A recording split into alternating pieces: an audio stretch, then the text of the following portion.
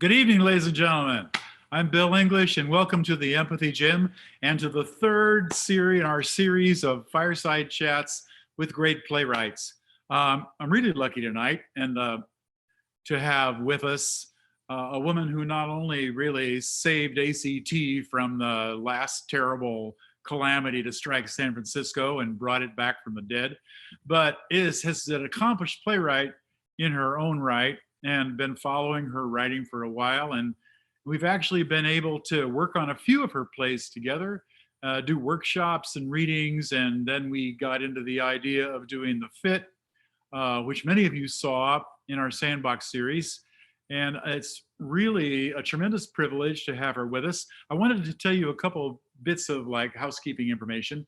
Please subscribe to our YouTube channel. It gets us perks with YouTube, and that way you'll be able to get filled in on whatever's going on. And also there is a function here that for you to make a comment or ask a question. And if you do so, then we'll get fed that in our chat line. And if I see it, I can ask Carey your question, and I'm sure we'll get a fun answer from her. So without further ado, I'd like to introduce you to, see if she'll be over that way, or will she be this way? Carey Perloff.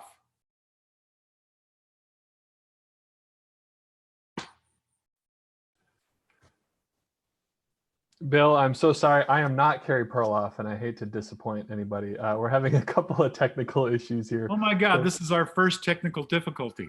I'm sorry about that. We may have lost Carey from the chat room, but I'm going to do my best to get her back. Okay. And she'll be live with you in just a minute, so bear with me.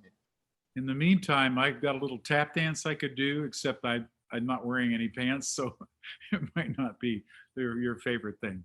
But yeah, well, Carey and I started working on The Fit, I think about 3 years ago, and she brought me this play, and we had already done a reading of one of her plays, and we have hit it off from the beginning. And so we did a reading of The Fit, and then we did another reading, and then we did another reading, and we kind of went on and on like that. I guess while we're waiting for Carey to reappear, I could tell you a little bit about what's coming up. We have a host of fabulous playwrights lined up to talk on our fireside chat. Next up on the list will be Lauren Yee, who a lot of you remember from King of the Yees, of course, but she started with us way back in the Sandbox series with a play called In a Word, which was a fantastic play, and I spent years trying to get the rights to do that play, and it took quite a long time. Is she back? Maybe. She shuts the door. Following. Sorry, darlings. Oh, there you are. My internet just died, but it came back. Yeah, well, gosh, that's going to be one of the big problems with doing internet theater from now on, right? No, I just went on to my mainframe from my laptop, but it's why there's no light. So let me do that. Hi, people. I'm so sorry. Now there's light. Is that all right? Yeah. Okay. I'm sorry, Bill. You were doing your beautiful introduction and I completely fucked it up. Well, I had to wax eloquent, and I had to play my ukulele, and I did a little tap dance while you were gone. So I'm sure you were adorable. I'm so happy to see you. Yeah, happy to see you too. So since we've segued perfectly into the pitfalls of doing Zoom theater, I know. Wouldn't you say you were just doing Chekhov, right? And you're in the middle of the scene. Yeah. And then bang. It's true. As my family will, did you see my daughter just ran in to fix it? I mean, I'm a Luddite at the best of times, and this is not the best of times. And I've been doing every week, sort of for my own joy, with a group of actors I love that started when I was working with Uma Thurman last summer at Williamstown, these Zoom readings of Chekhov. And we were doing Cherry Orchard just for us the other day. And then the most poignant moment, the most famous scene in the play, when Lopakin is supposed to propose to Varya and your heart is in your mouth thinking, just say it, say it, say it. The computer just froze. The guy reading, Lopakin. He's up in Stratford, Ontario in Canada. I mean, it was just hilarious. I thought, in this coronavirus moment, you have to just stay totally zen no matter what happens. He was just frozen with terror Yes. at the idea of I'm bringing my light closer, but I'm really here. Okay. Yeah. I'm here. We don't Okay. want you to look like the cabinet of Dr. Caligari or anything. Yeah. Okay. So let's talk a little bit about the fit and about the development of a new play. I mean, how long ago? About 3 years, right? That we worked on it. We did. I started writing it when Ellen Powell was suing Kleiner Perkins, and the first day of the trial, her lawyer laid out her whole case about sexual harassment, and it seemed so airtight. I thought, there's no way she can't win this. And the opposition stood up and said, there was no problem with Ellen Powell. It wasn't that she was a woman. It wasn't that she was Asian American. Ellen Powell, she just wasn't a fit. And I thought that was such a horrifying way to put somebody right back in the box that they had always been in, that I went home and I wrote the first scene of the play. And I just said, The Fit by Carey Perloff. And I started writing this play about a woman who's told at a big VC firm that because she's Indian and young and a woman, she's not a fit. And it was incredibly fun in the beginning. And then I could not, we worked on it forever. I couldn't solve the play. It took a really long time. Yeah. Yeah, it was a lot of fun though. It went through a lot of iterations. Yes. And then we did a workshop. Right. And then Correct. We did 2 workshops. Did another one with Mr. Pullman and Susan. Yeah. That's right. And then I went to New York and we you did a did reading one. I worked on it at New York Stage and Film and at Williamstown. And then you came to a reading in New York. And then we started working on it in San Francisco. And we had such a great time. I have to shout out to all of you watching who are San Francisco Playhouse subscribers or donors. The Sandbox is the most unique thing ever for a playwright. And I've done lots of different playwright development things.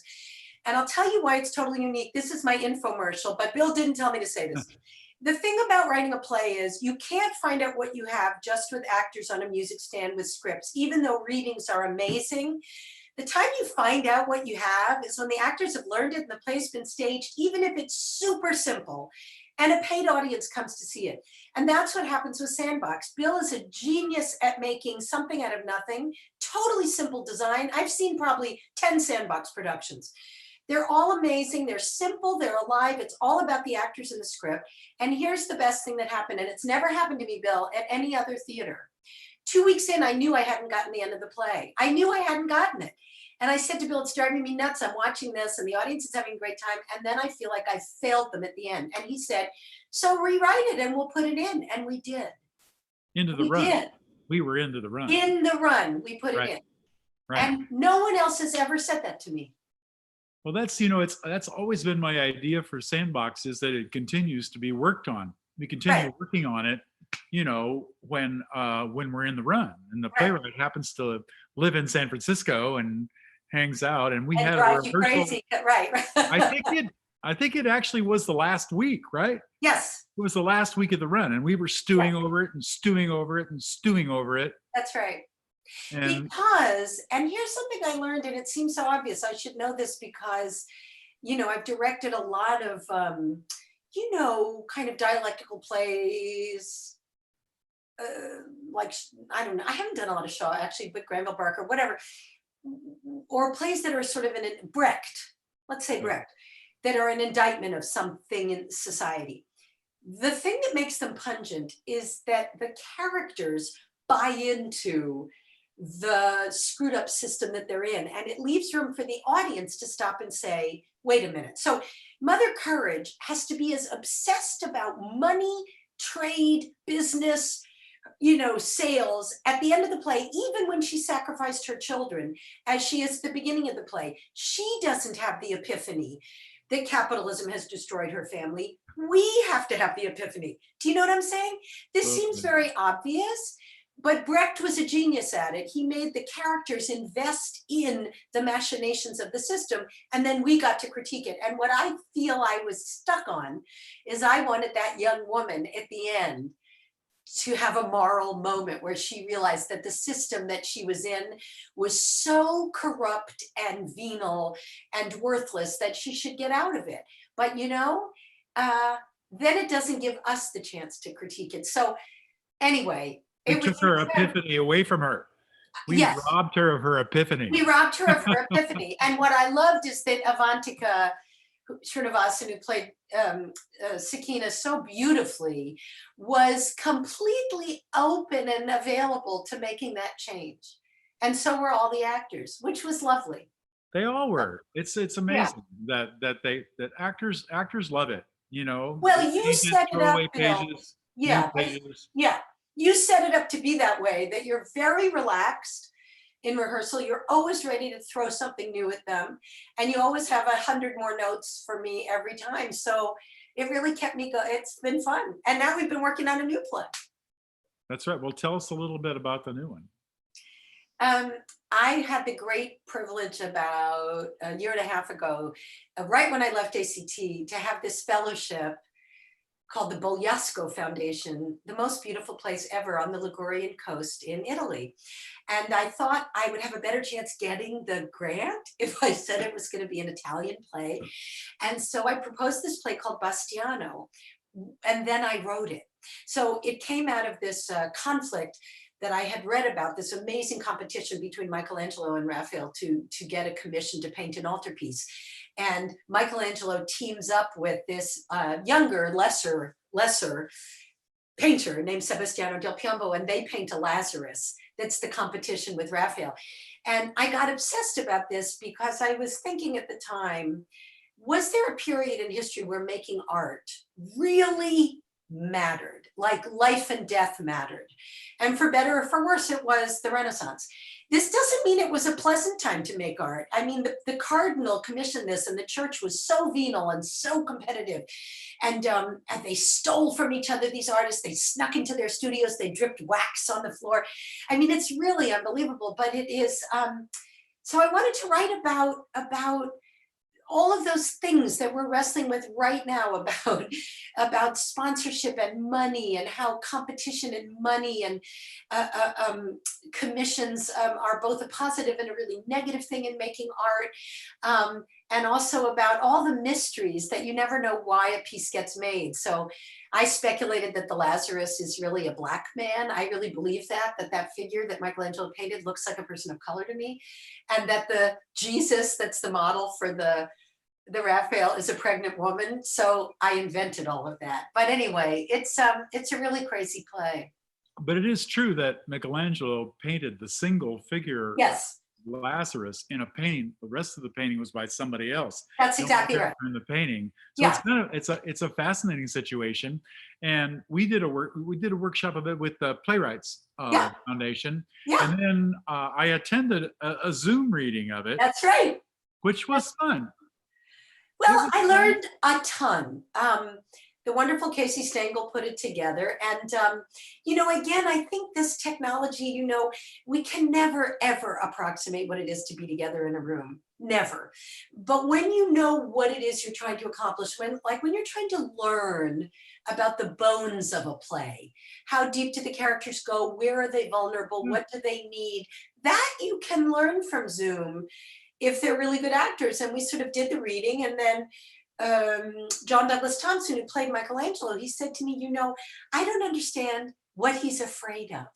He already seems like Michelangelo to me. And I thought that was such a great note. He said, write the play as if it was Mike and Ralph and Sam trying to make a painting. Forget that they turned out to be famous painters. What is it? I thought it worked really well in the Zoom format. It was fine, I mean, we were talking just a minute ago about the Apple play at the Public that they did, and it was short. It was an hour, and they had the best actors in the world. And they had great actors in that piece. And we were talking about, well, why didn't it really work, or what is it that made us wanted to rip our throat out? Like watching it. What's going to happen now?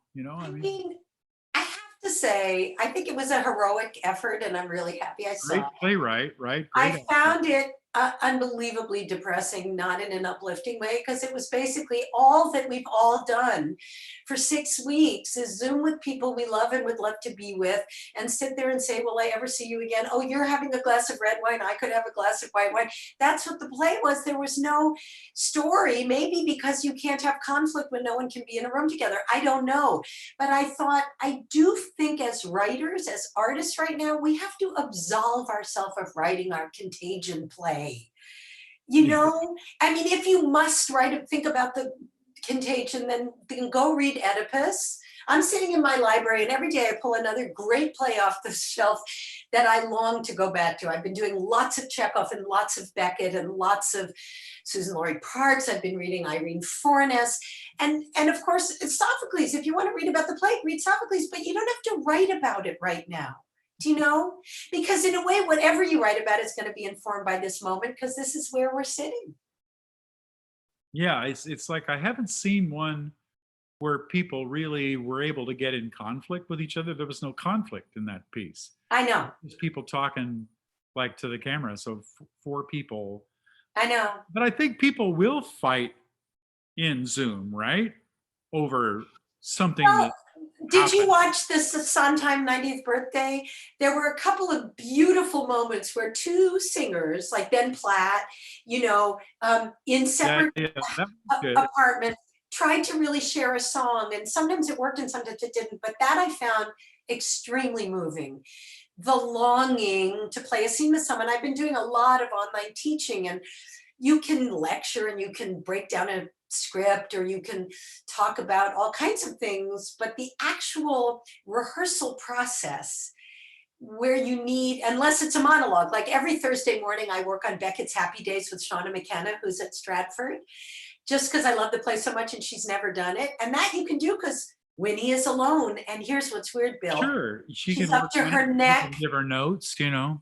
And she's up to her neck in sand. And so I look at Shauna up to her neck in Zoom, and I think that's it. I'm right? Up to my neck. I'm up to my neck in sand now. Right? And there's a line in the play where she imagines a guy walks by looking at her saying, does she have anything on underneath? And I think this is what we wonder every day. Like, is anybody wearing underpants? And that's Zoom. So, you know, there are funny things about it and we can keep trying to manipulate it, but it's tough. It's tough. Yeah, well, you know, we have great actors and we want the public to see them, right? And we want, you know, like we're well, Carey and I have also been talking about starting up this sort of a small play. I'm calling them Zoomlets, and I'm hoping we're going to start these up in a couple weeks with 2 actors and a director. So I'm kind of thinking about it like almost like a table read, you know, where the director talks about why the director picked that particular play and gives some basic instructions for what the actors might want to look for in that first time through. Right. And then read the play and then like talk a little bit about what happened in the reading, you know. I love it. I love it. People will get a little window into the process, you know, just a little one, you know, like. I mean, I always think process is I'm going to get you bigger, Bill. There you go. No, never mind. Yeah, there you are. I'm sorry. You were kind of small in my corner. What I was going to say is I think process is a joy. And I think that those of us who make theater sometimes don't realize that even those rehearsals where we feel that, you know, we get stuck or it's not as interesting as we'd like or whatever, if you're watching it and you're not a theater person and you're just trying to see how a playwright and a director and an actor solve a problem, sometimes you get to see that. And that I think one can do in this format. What I think we should resist. It's the greatest thing in theater is the discovery. Yeah. What we have to resist is saying, you know, that you're going to see something that feels like a real product.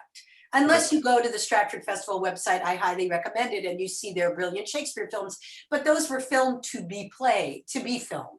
Otherwise, I sort of think, you know, let's acknowledge the limitations. Let's just accept our limitations, right? Yeah. In the medium and see if we can make something that reveals process. I watched the other day, It's called 10 by 10. It's Yeah. Neil LaBute's, and they're monologues, and they're Oh, terrific, and they're all different actors, but they're really well staged and lit like they're somewhere, and the lighting is good, well, you know, they're and they're kind always, of like yeah. confessional. Like that's what Do you Lauren was saying remember last that the, week. the brilliant set designer Christine Jones, she did this thing called Theater for One, and she put a booth up at the Signature Theater, and you waited in line and you went in and you were the only person there and Right. somebody did a I play. remember that. Yeah. No, I mean, it seems like right now everybody is in this kind of agony about, should we reopen our theaters and take out half the seats, and then does everyone wear masks, and then and part of me thinks, if we're going to gather, we should gather somehow. I know this is easy for me to say because I'm not running a theater right now. And if we're not, and we're going to do this, then how can we make these kinds of experiences as juicy as possible? And the other thing I have to say I've found, Bill, that has been amazing is everybody's home. Right. Everybody. So suddenly, like, I'm writing a new play on commission to Williamstown, and halfway through, it started to have songs. And I haven't written a play with songs since my very first play, which was called The Colossus of Rhodes, which was about Cecil Rhodes in South Africa. And it had this crazy Jewish vaudevillian diamond miner named Barney Barnato, and he sang songs. And this play had songs. And I called this composer I love, who's a friend of mine, but we haven't talked in forever. But I knew he'd be home. Where's he going to be? And I said, do you want to just play with this with me? So, Where indeed. I mean, that's kind of liberating. It's like how because dare you not otherwise, pick up the phone, you know? I know. Otherwise, I know you're think there. I know you're home. I Carey. know you're home. Don't And pick I it. think otherwise I would be very shy to do that, you know. But for all of these readings, I've been calling ACT alums who I just love and want to reconnect with, or I wanted to put Stratford, Ontario actors with actors I loved in New York. And I thought, let's just make it happen. What do we have to lose, you know? Because otherwise you do feel you're operating completely alone. I have a question from one of our Yeah. our listeners, our watchers here, Hi, listener. from Chris Shuttleworth. Carey, what do you find more gratifying, directing or writing? Oh, that's such a great question, because Bill will Choosing tell between you, your Chris, children. I am the most neurotic playwright. I'm a very insecure playwright. I always know I failed. This is why I don't direct my own plays. I love somebody else to direct them. I loved working with Bill, and no one ever believes that. So usually when I first work with a director on a play of mine, they keep deferring to me as if I want to direct it. I don't. I want to just do the deep dive and try and stay inside the play. So I get much more anxious. It is so vulnerable to write a play. I can't begin to tell you. Directing is vulnerable, but you're coasting on somebody else's imagination with you. So you're riding the wave together. And it's joyful because it's a joyful collaboration between you and the playwright and the actors and whatever. Writing is nail biting, but on the other hand, I will say the experience of watching for the first time a group of human beings come to life who only ever existed in your mind is one of the most surreal experiences I've ever had. But My it's husband and also I talk super about gratifying, this. isn't it? Well, my husband dreams a lot, and he remembers all his dreams, and he spends a lot of time in the morning telling me his fabulous dreams. And I don't remember my dreams, but I feel that I have the same experience. Like, I wrote this play called Kinship, and Isabella Gianni did it in Paris. And to sit in an audience and watch in French this thing evolve that had never existed before except in my mind, I can't tell you how weird it was. And then it was over, and you have to accept that it's over like a dream. And then it ends. So they're different, writing and directing. Yeah. Different parts of your brain. People were saying to both of us, speaking about working together, working with a director working with a playwright, or two artistic directors working together, was you're going to work with him, Bill English, you're going to work Yes. with Perloff? Because I think everybody figured we were going to be like nitroglycerin, but we never did. We never fought. We did well. We had the best time. No, everyone kept saying, oh my God, aren't you and Bill at each other? And I thought, why would we be at each other? I mean, I thought you had great ideas about the play. You love the process. You love rehearsing like I do. We had a lot of laughs. We knew where we were stuck. No. And also, I think you have a very special relationship to your audience. That audience, like, it was sold out, and your audience really wants to talk. And debate, and it's also a play about technology, and the audience was full of techies, so it was great to hear from them. So I feel like we had a really good time. Also, we have breakfast every month at Eats, not this month, but so we're used to each other by now, right? Oh yeah. Yeah.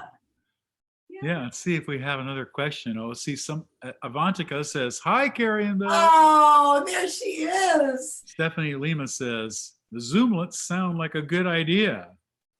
Well, I'm so game, and I've been reading a lot of one acts. So I've been reading Brecht one acts. I just read a bunch of Chekhov one acts. And, as I say, in a way, this is a great moment to go back to those things you haven't looked at, to think, Right. okay, I never had an opportunity to do these, because where would you do little tiny one acts? But maybe this is the moment. Or stoppered radio plays, Pinter radio plays, these strange things that existed in other formats that I ran a huge theater. Why would you do these plays? Suddenly they come back. And so, Right, there'll be an opportunity. well, that's what I'm trying to think, Bill, because there are days I wake up and I feel unbelievably sad. I just mourn for our field. I mourn for the artists I love so much who are unemployed and live paycheck to paycheck. And I think, how are they going to survive? And I keep sending little checks to people that I love, and calling people and saying, are you okay? Are you there? People who are alone. I don't know how our field, I'm supposed to do a play at Seattle Rep soon. And so I've been on the phone with the wonderful Braden Abraham, and they're just trying to make it up as they go along. And so my heart is sort of full, and there are days I feel productive and excited, and days I feel incredibly sad. And yeah, I've been feeling lately like basically people say, how you doing? Well, I'm in a small boat on a sea with no land visible, no compass, no depth finder, and no map. But you have Susie Damilano in the boat, so thank God. In the boat Thank with me. God, I know. Yes. No, it's true. And I think it's okay. We have to say there are really bad days, and we don't know. I was listening to this podcast today of Rahm Emanuel, and he's kind of a jerk, but he's the guy who said to Obama, a crisis is a terrible thing to waste. And he went on to say, there are things we would never dare to tear apart in our culture. Or we say things like, we can't fix healthcare, we can't change this. And then the whole world ends, and you think, well, maybe we better do it. And I feel this way about our field. I feel there are huge structural problems with our field. We've become way too big. We focus much too much on buildings. We're much too institutional. So I want a campaign where artists are the bricks and mortar, and when donors give to bricks and mortar, what they're giving is to artists. I want to start an acting company again, like deeply, that's what I want to do. I want to start my own classical theater that's an acting company, and just pay those artists, because I feel like we've kind of gotten away from that. The artists are not central to most of our institutions anymore. And the minute the pandemic happened, they're all off on their own, because the artists are carrying the whole thing on their backs. That's right. Not getting a lick of the credit. Actors particularly. I mean, the theater is nothing but actors. That's what theater is. Well, and again, I think for you, Bill, one of the things for me that made working at SF Playhouse unique is that it's run by the artists. So it's you and Susie who are, the lead actress, the lead director, the lead set designer, and in some ways that's a wonderful thing, because it means if all else fails, the artists are at the center of it. And I thought back to the old days with the artist manager, right? Which was the model in Shakespeare's time, and absolutely, and through the 19th century until we got the idea of the institutional. And I think you should treasure that about yourselves as a Playhouse. And Lauren is part of that, even though she's not on staff anymore. Lauren's presence is very felt. Her genius as an actress, as a casting director, as a teacher. You have this thing there. And I think theater's going to get smaller again. And I think it's going to get shaped around the artists. And that's we might be in a position to become quite a bit more nimble, you know, because we're used to producing on a shoestring with the sandbox, right? Exactly. You just don't need much. So that's right. $1,000. That's what you have to do the set. And come then up you do with it. Something, It's true. And I kind of look forward to it. That's right. More nimble, more able to bounce off of stuff, and like the early days when it didn't matter what we did. Right. We did The Glory of Living, which was a crazy, Yeah. nasty little play.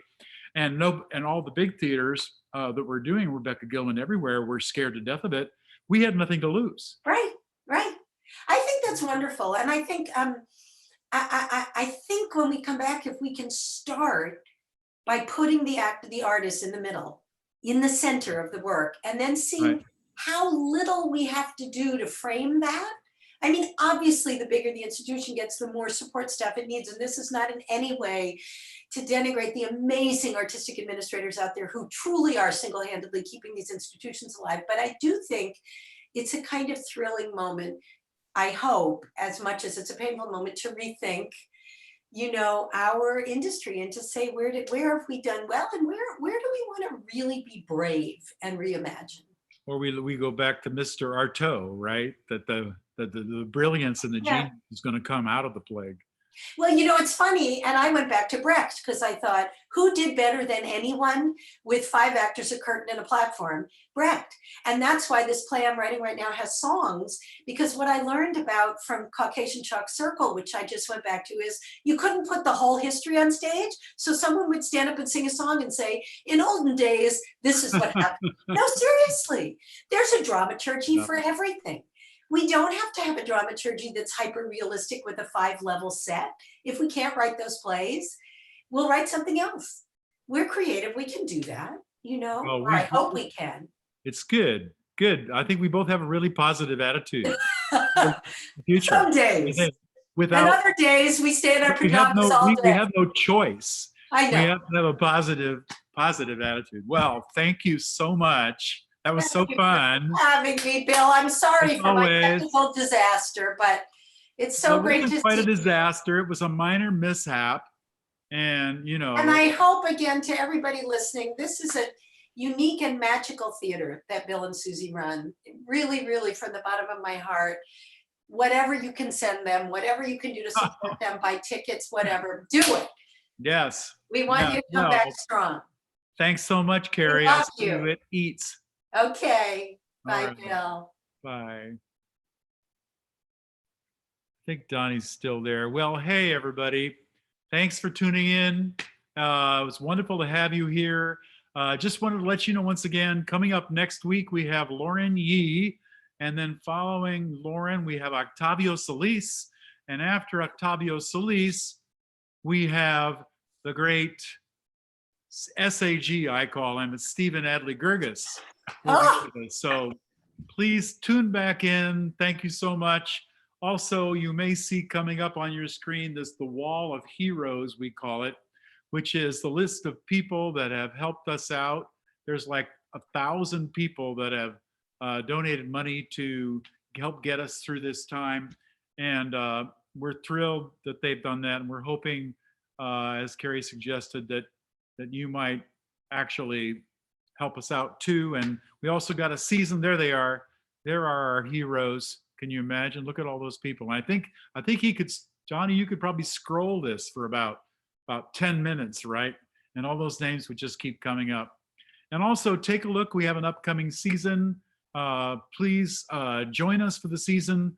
We're going to put on a season, and we hope you will join us very much. So once again, thank you so much for tuning in to the Empathy Gym, our Fireside Chats with the luminous Carey Perloff.